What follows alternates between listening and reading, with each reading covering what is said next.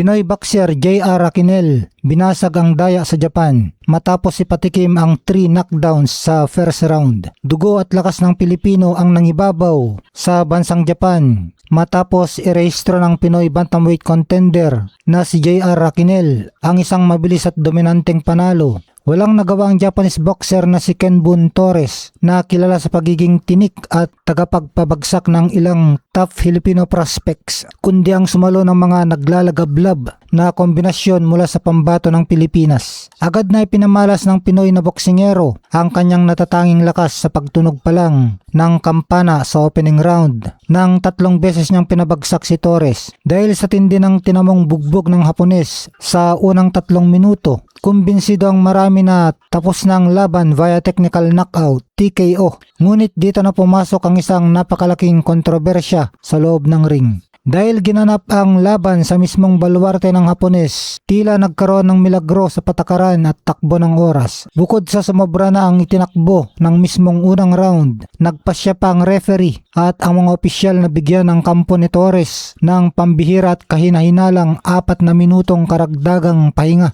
bago magsimula ang round 2. Lantaran ang naging pagpabor na ito ng referee para bigyan ng sapat na panahon si Torres na makarecover mula sa 3 pagkakahandusay. Para sa mga nakasubaybay, malinaw ang hinala ng lutuan o daya upang isalba ang pambato ng home court sa harap ng kanyang mga kababayan. Ngunit walang nagawang anumang pabor o dagdag na oras kung ang katawan na ng boksingero ang sumuko. Kahit pa binigyan ng referee si Torres ng pambihirang bentahe para makahinga at magpanibagong lakas, hindi na kinaya ng kanyang sistema ang pinsalang iniwan ng mga kamao ng nag-iisang Pinoy champion sa ring. Matapos ang mahabang konsultasyon sa gilid ng ring, opisyal nang idineklara na hindi na kayang ipagpatuloy ni Torres ang laban na nagakyat kay Raquinel sa isang opisyal na TKO victory. Dahil sa panalong ito, pinatunayan ng bangis ng kamaong Pinoy na walang home court advantage o lantarang daya ng referee ang makakapigil sa tunay na tagumpay.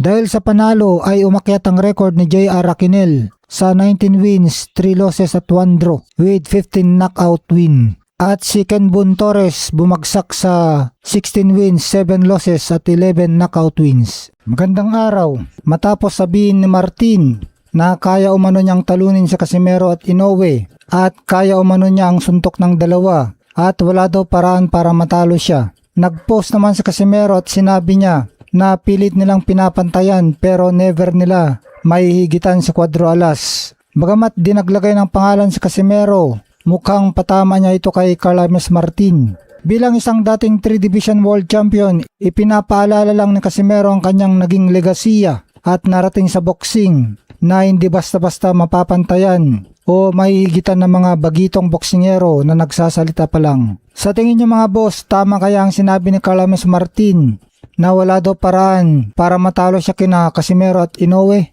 Sa ngayon ay wala pang nakakatalo kay Martin. Mapapanatili niya kaya ang undefeated record niya maski makalaban niya sina Casimero at Inoue? Sa ngayon ay nakatakdang makalaban ni Martin ang isang elite fighter na si Alan David Picasso sa Oktubre 2026 sa Saudi Arabia. Kung tama ang sinasabi ni Martin na kayang-kaya niya sina Casimero at Inoue at walang paraan na matalo siya sa mga ito, ay siguradong tatalunin niya itong si Picasso. Kaya magandang abangan ito mga boss.